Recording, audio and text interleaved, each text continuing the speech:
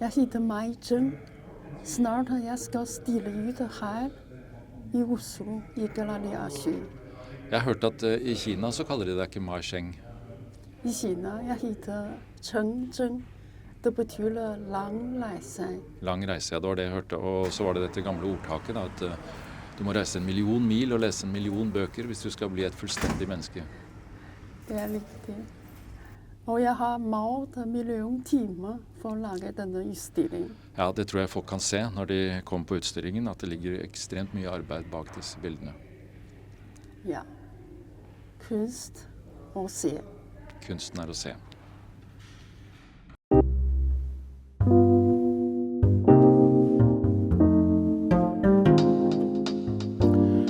Maleriene som Ma Sheng snart skal stille ut i Galleria Sur på Uraniborg, er ikke akkurat abstrakte. Man kan kanskje si at det kinesiske skriftspråket, kalligrafien, egentlig er en form for abstrakt kunst.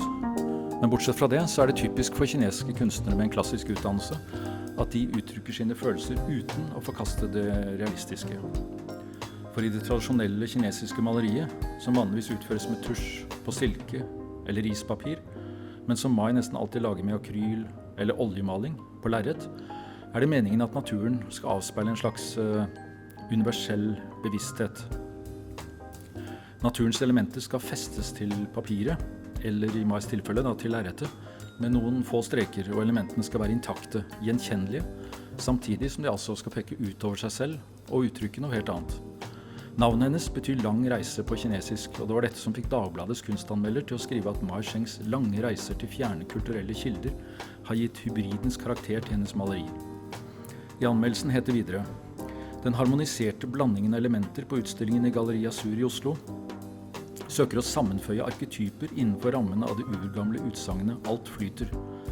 Derfor finnes den prekolumbianske maya-kulturens maskeaktige magi i naboskap med kinesisk kalligrafi, og egyptisk-lignende hieroglyffer knytter an til de klassiske røde stemplene fra Kina.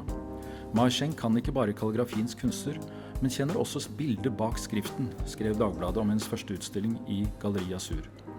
I New York skrev kunstanmelderen Byron Coleman at det første som slår en ved Ma Shengs utstilling i NoHo Gallery i Soho, er den utsøkte balansen mellom umiddelbar samtid og en slags tidløs skjønnhet. Maleriene virker både funky og elegante på samme tid, og takket være hennes fragmenterte, figurative bilderikdom og graffiti-lignende skribling innenfor et overveiende abstrakt spekter, kan man også få assosiasjoner til en annen utbryter fra konvensjonene, nemlig avdøde Jean-Michel Basquiat. Ma Sheng bruker imidlertid disse virkemidlene på en mindre aggressiv, nesten betenksom maner, og søker på dette viset å oppnå balanse og harmoni i stedet for støy. I flere av bildene fant anmelderen en impuls mot noe praktfullt og ganske enestående som ikke først og fremst knytter Ma Shengs malerier til det monokrome skriftkulturs mest livfulle gester, men snarere til det 8. århundres kinesiske gravmalerier, kjent for sine mineralholdige jordfarger og delikate linjer på taktile fresko-overflater. Samtidig kan bruken av ekte bladgull i kombinasjon med et vibrerende rødt og et glinsende svart gi oss en smak av Tang-dynastiets overdådige lakkarbeider, skrev Coleman i sin anmeldelse. Kalligrafien og symbolene som gjør at noen kan lese bildene hennes, vil for andre fremstå som abstrakte former, figurer. Men fordi disse figurene er så vakre, eller kanskje på et underlig vis kjente, så er de suverent hevet over språkforskjellene på samme måte som tallene 1, 2 og 3 er hevet over ordene 1, 2 og 3 på forskjellige språk til forskjellige tider. Og uansett er det ganske tydelig hva hun viser i mange av bildene sine. Det kan for eksempel være et redskap, en bue, et sverd, eller sånn som her, en båt. Ofte ser vi at naturens elementer er blitt byttet ut med ting. Ting som er skapt av mennesker, eller som er relatert til mennesker. Det kan være ting i bevegelse, ikke bare dyr og mennesker, hester og ryttere, men også redskaper og gjøremål, symboler på rikdom og glede, utstyr til jakt og fiske, eller som sagt båter.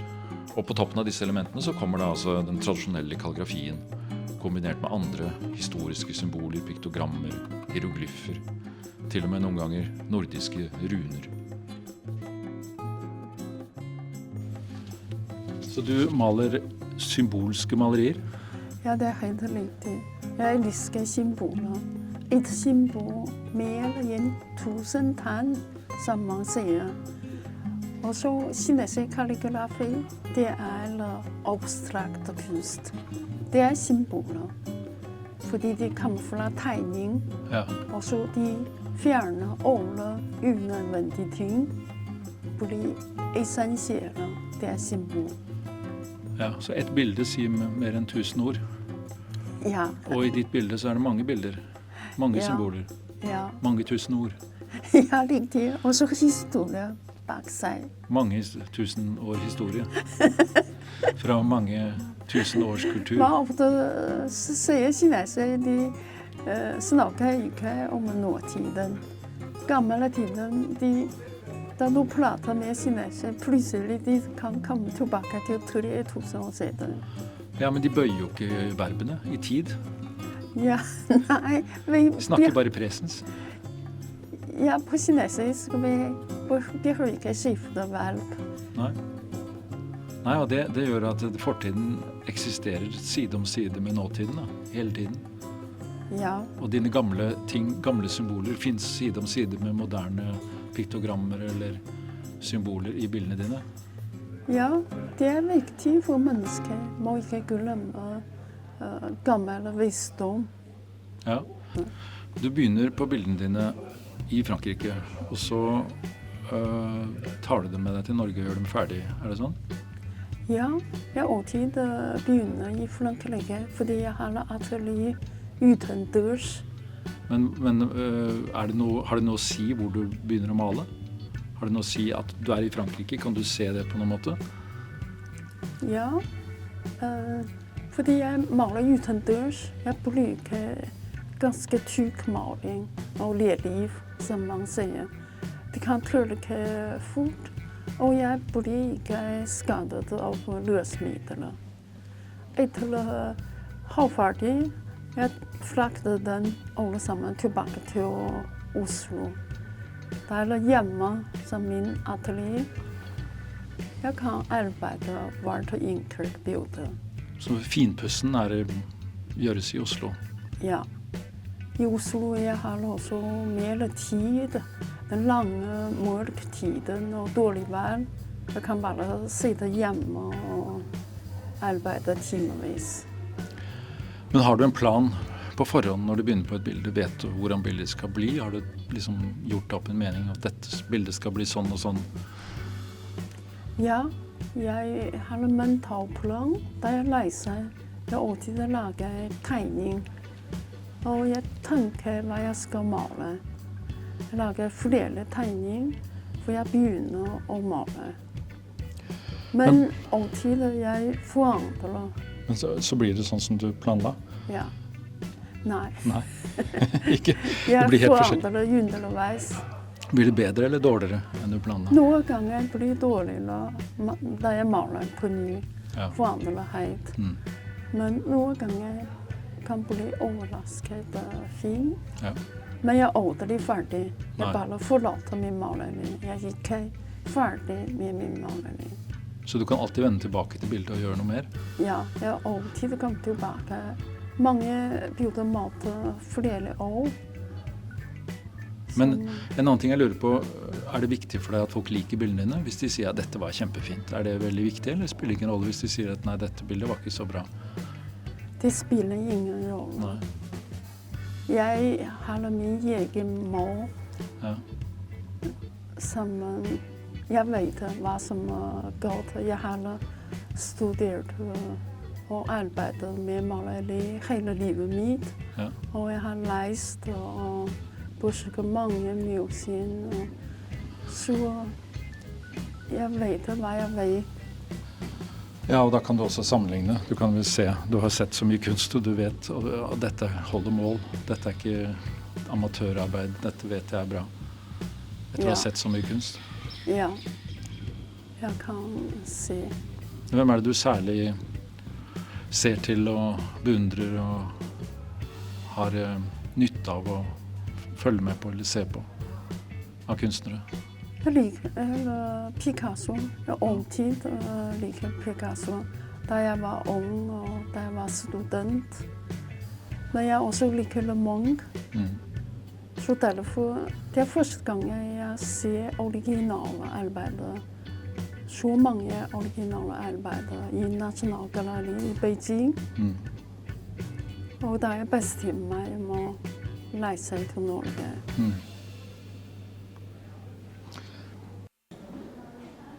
Men hva var det som gjorde størst inntrykk av de bildene du så i Beijing den gangen?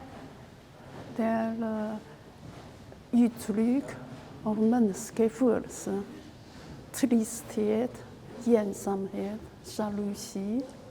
Disse skjedde på kinesisk maleri eller andre klassiske maleri. Og hva slags malerier var det som var typisk på den tiden da du gikk på akademi i Kina? Det var vakkert og Heroisk. realistisk. Ja. Og veldig mye portrett. Ja. Sosialismen. Helter. Heide, ja. Og det er ikke noe Munch laget. Nei. Utstilling på Manhattan i USA og i Trondheim.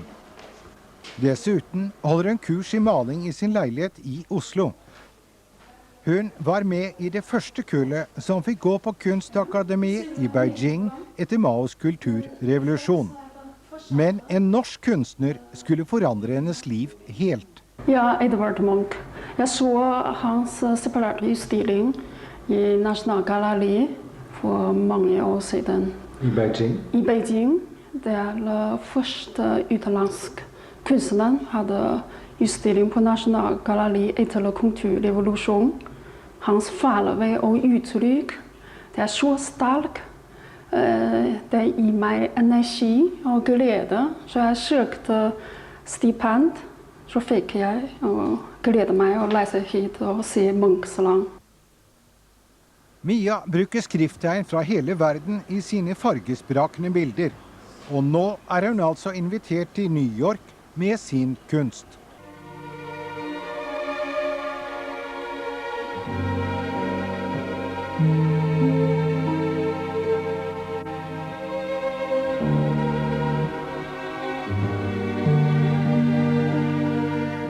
Fra nydelig kinesisk kunst til et dansk-norsk kultursamarbeid. Iver Klei.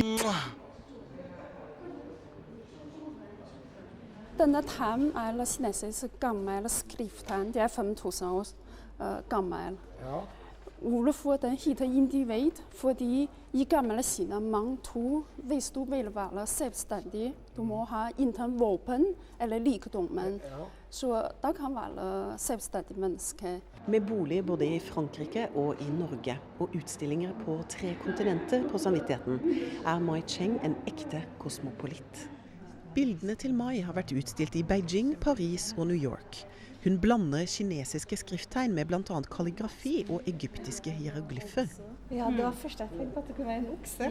Ja. Ja, vet du hvorfor, men ja. She's one of the most influential Chinese artists, and her painting is combined both the traditional of technique of Chinese painting and also the modern technique of oil paintings from Western countries. I bildet? I feng shui-prinsippet, de har 5 elementene. Jeg prøver å skape alle disse 5 elementer i mitt arbeid. Disse 5 er metall, tre, vann, ild og jod. For eksempel, jeg bruker bladgul som symboliserer metall. Metall det er sølv og gul. Og disse 3 biter, punkt til punkt, jeg plasserer her, som symboliserer tre. Tre de kan vokse opp. Og blå farve, det er midthavskroken, symboliserer vann og midthavet. Og den litt røde, det er ild. Det er farvesymbol, det er ild. Og disse elementale jodefarver, de symboliserer jod. Så hva er det du som norsk kunstner synes er spesielt med hennes kunst? Det er jo alle disse symbolene hun har, og at hun drar fram flere kulturer, fordi at hun er så internasjonal som det hun er. Mai har på en måte formidlet noe av den kinesiske kulturarven til dere. Men det som er interessant er at når du stiller ut bildene dine, så blir ikke du fremstilt som en kinesisk kunstner. Fortell litt om det. Tidligere da jeg hadde utstilling i Nasjonalgalleriet i Beijing, kom en norsk ambassadør for å åpne utstilling. Og han sier jeg er norsk kunstner. Jeg kan vise, jeg maler veldig abstrakt og maler oljemaleri. Så mange kinesere også synes jeg representerer Norge eller norsk kunstner. Men det er motsatt her. Så snart jeg har utstilling her, jeg har kinesiske flagg utenfor, og kom noe fra kinesiske ambassadør for å snakke på åpen utstilling. Så alle sier jeg kinesisk kunstner. I begynnelsen, første gang jeg så noen av bildene dine, det var i Galleri Azur her i Hegdehaugsveien. Og da tenkte jeg at kinesisk kunstner og kinesisk kvinne, og jeg så det veldig lett på bildene at du kom fra Kina. Men etter hvert, dette er en god del år siden, og jeg har lært veldig godt å kjenne bildene dine, og har jo heldigvis noen. Og jo mer jeg ser på dem, jeg opplever nye ting ved bildene hele tiden, og nå tenker jeg ikke på det med kinesisk. Det kan like godt være, det er internasjonalt, og både med tegnene og bruken av farger, og alle de forskjellige elementene som går i bildene. De er mye mer på tvers av landegrenser, synes jeg nå. Da skal dere få gå tilbake til tai chien deres. Tusen takk. Ma Yisheng sier at hun forsøker å la tegnene, kalligrafiene, piktogrammene kommunisere med hverandre i bildene. Jeg tror at de må ha et felles opphav, sier hun, for når jeg arbeider med dem, så oppdager jeg forbindelseslinjer mellom kulturer som har vært historisk og geografisk atskilt. Hennes teori er altså at våre forfedres skriftspråk må bygge på en fellesmenneskelig estetikk som i dag, for oss moderne mennesker, er blitt en slags arketyper. Ofte bare aner vi at de er der, som en slags maleriets ubevisste. Kanskje det består av ord som er forsvunnet i et språk som tilsynelatende er forvist til inskripsjoner. Men det bruker mange forskjellige symboler fra mange forskjellige steder, i mange forskjellige tidsepoker. Ja, det er som så spennende. Da jeg leser, jeg samler forskjellige symboler. Hvis noe tegn eller symboler er interessant, jeg tegner ned eller jeg fotograferer for å prøve å huske den og sette den på min maleri. Noen ganger automatisk kommer ut fra min hukommelse. Allerede i 1983, samme år som Edvard Munch-utstillingen åpnet i Beijing, ble 2 av Ma Yishengs arbeider innkjøpt av det kinesiske nasjonalgalleriet. Og 9 år senere ble hun invitert til å stille ut i det samme galleriet, i nøyaktig de samme salene hvor hun hadde sett sin første Munch-utstilling. Men de bildene som var stilt ut i det kinesiske nasjonalgalleriet, hadde tilsynelatende ingen forbindelse med Munch, selv om det var hans kunst som ga henne ideen om å reise til Norge, og som faktisk gjorde henne til en slags norsk kunstner. Hadde hun aldri noe ønske om å male som Munch, og ha friheten til å gjøre det, og ikke minst motet. Det fikk være nok. Men først og fremst så ønsket hun å finne en slags balanse på denne tiden, en indre ro, ikke bare i kunsten, men i livet sitt også. Og det kan virke merkelig nok som om bildene til Munch hjalp henne med det, og det er derfor hun kaller det for overlevelseskunst. Nei, jeg synes det er viktig for kunstneren.